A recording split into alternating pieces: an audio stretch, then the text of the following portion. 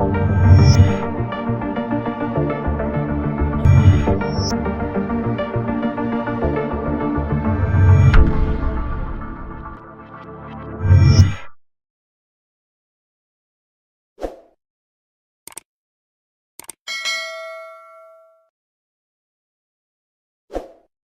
सभी दर्शकों को मेरा सादर अभिवादन।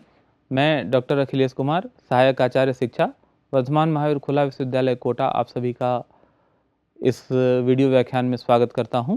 जैसा कि आप सभी जानते हैं, attention deficit and hyper activity disorder जो है एक गंभीर विकासात्मक विकार है, जो कि एक बच्चे की शिक्षा को बहुत ही बुरी तरह से गंभीरता से प्रभावित करता है।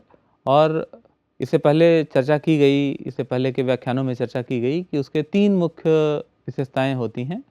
सबसे पहला कि ध्यान केंद्रित न कर पाना, इनअटेंशन, आवेगी व्यवहार, इम्पल्सिविटी, और तीसरा हाइपर एक्टिविटी। ये 3 कोर कैरेक्टरिस्टिक्स हैं एडीएचडी के। इसके अलावा एडीएचडी के बच्चों की विशेषताओं की भी चर्चा की कि उनकी विशेषताएं पुअर कोऑर्डिनेशन होता है, अक्सर वो डोमिनेट करने की कोशिश करते हैं, किसी भी चीज़ पर फोकस नहीं कर पाते, इसलिए उनका स्कॉलास्टिक परफॉर्मेंस बहुत पुअर होता है एंड सो ऑन। बहुत सारे उनकी विशेषताओं पर चर्चा की। आज के व्याख्यान का जो उद्देश्य है वो है कि उनके लिए एजुकेशनल अल्टरनेटिव क्या हो सकता है। समस्याएं तो आ गई सामने, ठीक है, अच्छी बात है, समस्याओं की चर्चा हमने कर ली, लेकिन उनके लिए एजुकेशनल अल्टरनेटिव क्या क्या हो सकते हैं।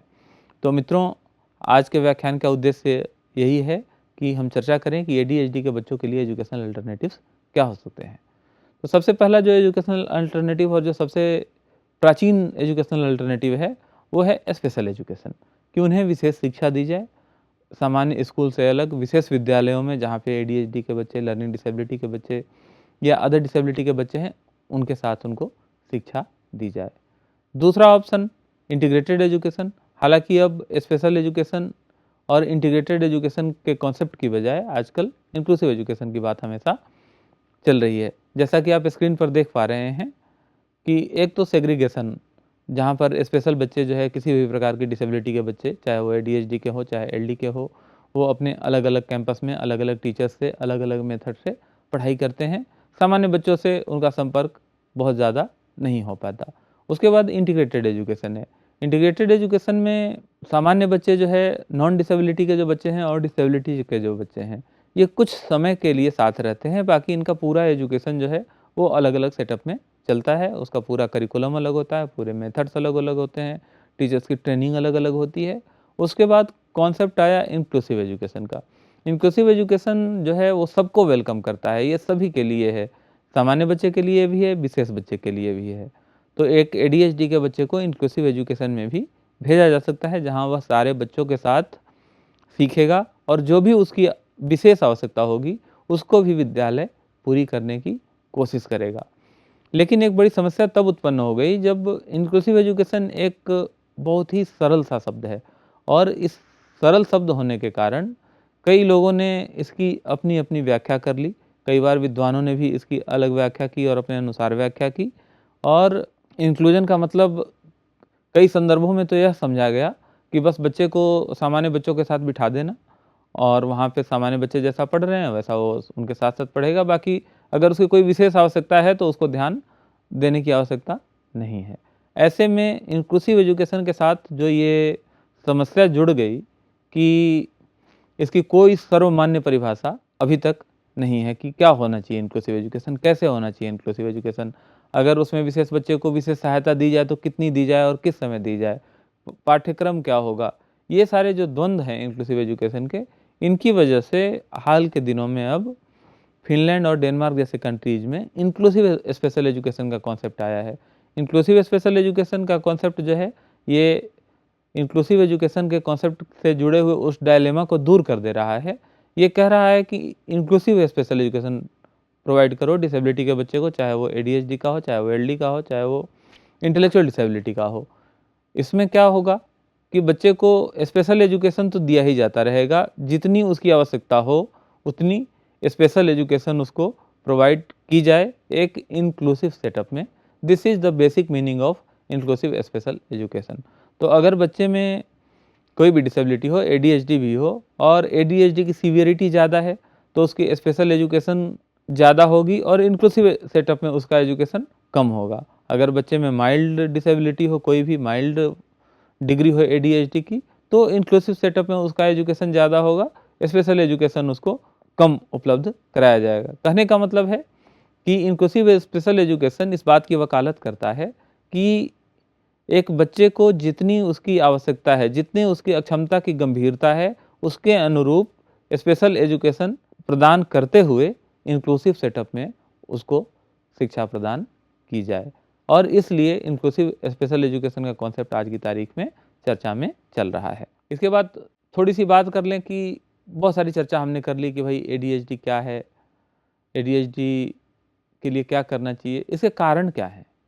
तो कारण सामान्यतः जो है अननोन है। क्यों बच्चे में ADHD होता है ये कोई नहीं जानता, किसी को नहीं पता है, सिर्फ अनुमान लगाया जा सकता है।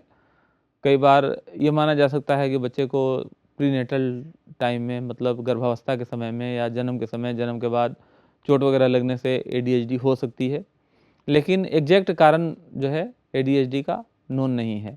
कई बार इसको अट्रीब्यूट किया जाता है कि ये जेनेटिक हो सकता है। ये देखे गए हैं कि अगर फैमिली हिस्ट्री हो ADHD का, तो फैमिली में ये चांसेज हो सकते हैं कि आने वाले बच्चे ADHD के हों। कई बार किसी फैमिली में अगर एक बच्चा ADHD का है, तो ये संभावना थोड़ी होती है, बहुत ज़्यादा नहीं, कि दूसरा बच्चा भी हाई रिस्क पे होता है कि वो भी ADHD का हो। कई बार यह माना जाता है कि ब्रेन के एनाटॉमिकल एबनॉर्मलिटीज़ में, ब्रेन के स्ट्रक्चर में एबनॉर्मलिटीज़ के कारण बच्चों में ADHD होती है।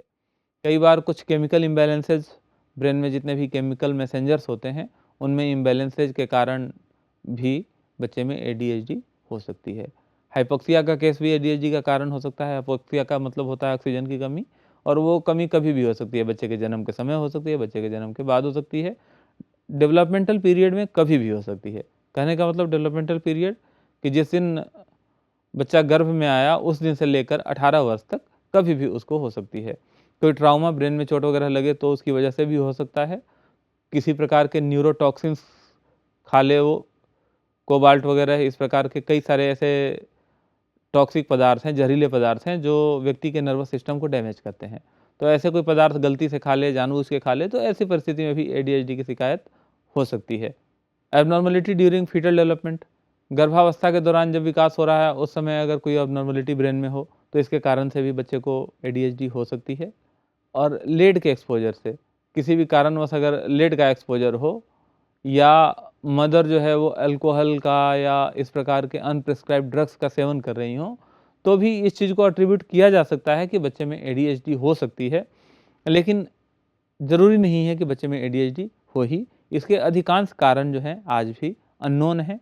मेडिकल साइंस को इस पर काम करने की आवश्यकता है कि क्यों बच्चों में ADHD होता है। जहाँ तक टीचिंग टेक्निक का सवाल है, उनको पढ़ाएंगे आप तो क्या करेंगे, क्या ध्यान रखेंगे? तो सबसे पहला तो कि रीइंफोर्समेंट का यूज करें।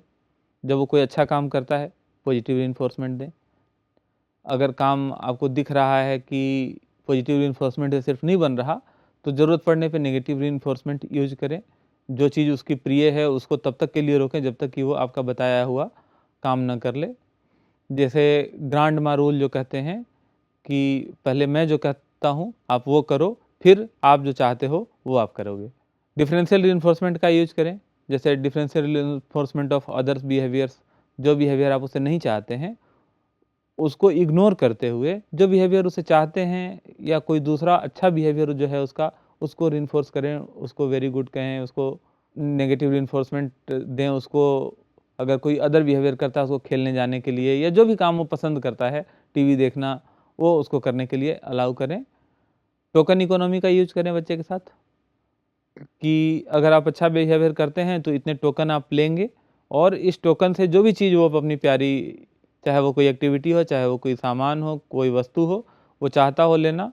मान लीजिए कि कोई बच्चा टीवी देखना पसंद करता है, तो उसको आप टोकन इकोनॉमी के दौरान दें कि अच्छे बिहेवियर आप करेंगे एक बार तो आपको 10 टोकन दिए जाएंगे, और अगर ऐसे 100 टोकन आप इकट्ठे करेंगे तो अगले वीकेंड पर आपको 1 घंटे टीवी देखने दिया जाएगा। तो इस प्रकार की टोकन इकोनॉमी भी आप यूज कर सकते हैं। रेस्पॉन्स टू इंटरवेंशन यूज कर सकते हैं। रेस्पॉन्स टू इंटरवेंशन जो है एक कंटिन्यूअस प्रोसेस है, जिसमें कि हम बच्चे को कोई भी जो इंटरवेंशन देते हैं उस पे उसका रेस्पॉन्स रिकॉर्ड करते हैं और उसका असेसमेंट करते हैं कि इंटरवेंशन का जो रेस्पॉन्स है उसका वो कितना है। अगर वो रिस्पॉन्ड नहीं कर रहा है उस इंटरवेंशन से तो इंटरवेंशन चेंज करते हैं। मल्टी सेंसरी अप्रोच का यूज करें, एडीएचडी के बच्चे के लिए मल्टी सेंसरी अप्रोच का यूज करें, टैक्टाइल सेंस का भी यूज करें, विजुअल सेंस का भी यूज करें, ऑडिटरी सेंस का भी यूज करें, काइनेस्थेटिक सेंस का भी यूज करें। मतलब कहने का है कि कोई भी चीज़ सिखाएं तो देखें कि वो कोशिश करें कि वो मल्टी सेंसरी हो तो ज़्यादा अच्छा वो सीख सकता है। मॉडलिंग का यूज करें, खास करके सोशल बिहेवियर वगैरह सिखाने में मॉडलिंग बहुत ही प्रभावी है।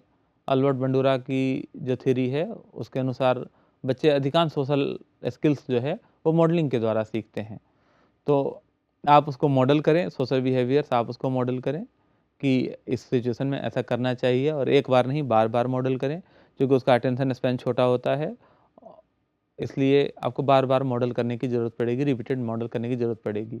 आप चाहें पीयर ट्यूटरिंग यूज़ करें, क्लासरूम के सिचुएशन में, पढ़ाने के सिचुएशन में आप उसके साथ पीयर ट्यूटरिंग यूज़ करें, उसको जो भी उस क्लास में उससे सीनियर बच्चे हैं उनके साथ पढ़ने के लिए बिठाएं।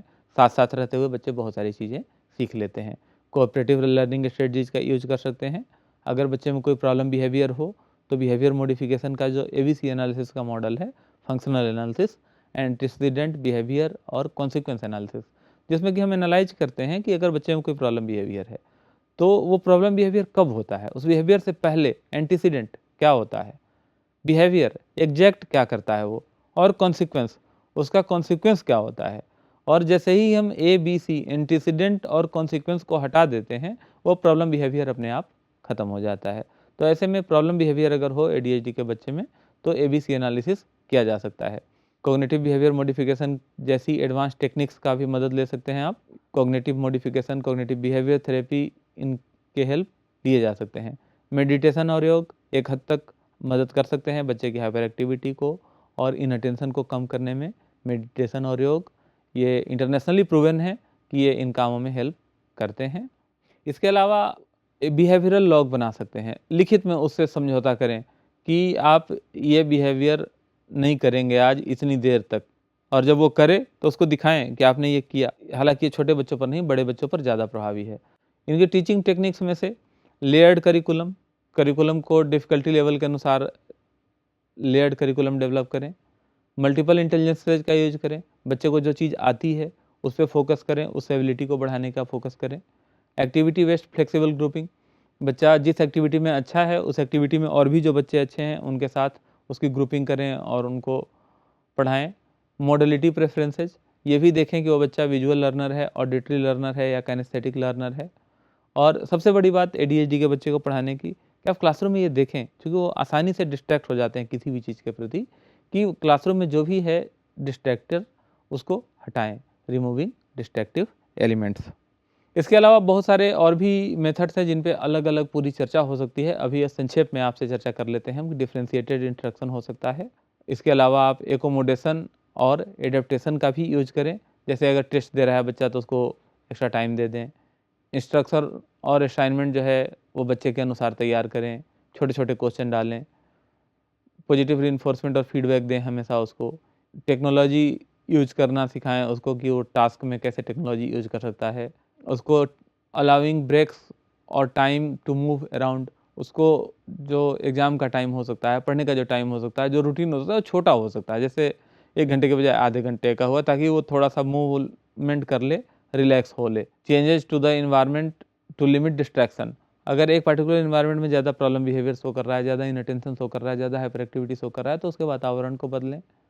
Extra help with staying organised, उसको हमेशा ऑर्गेनाइजिंग में प्रॉब्लम होती है, किताब कहीं छोड़ दे, कलम कहीं छोड़ दे, पेंसिल कहीं छोड़ दे, कपड़े कैसे भी पहने हो, तो उसको ऑर्गेनाइज होने में अतिरिक्त सहायता की ज़रूरत हमेशा पड़ती है, जो आप उपलब्ध कराएं। तो कोई कारण नहीं है कि एक एडीएचडी का बच्चा जो है वो सीख नहीं सकता। आज के इस व्याख्यान में हमने जाना कि एक एडीएचडी के बच्चे को सिखाने के कौन कौन से तरीके प्रभावी हो सकते हैं और एडीएचडी का कारण क्या है। आगे की स्लाइड्स में कुछ स्वमूल्यांकन प्रश्न दिए गए हैं जिनको हल करने के बाद आप ये जान पाएंगे कि आपने कितना सीखा।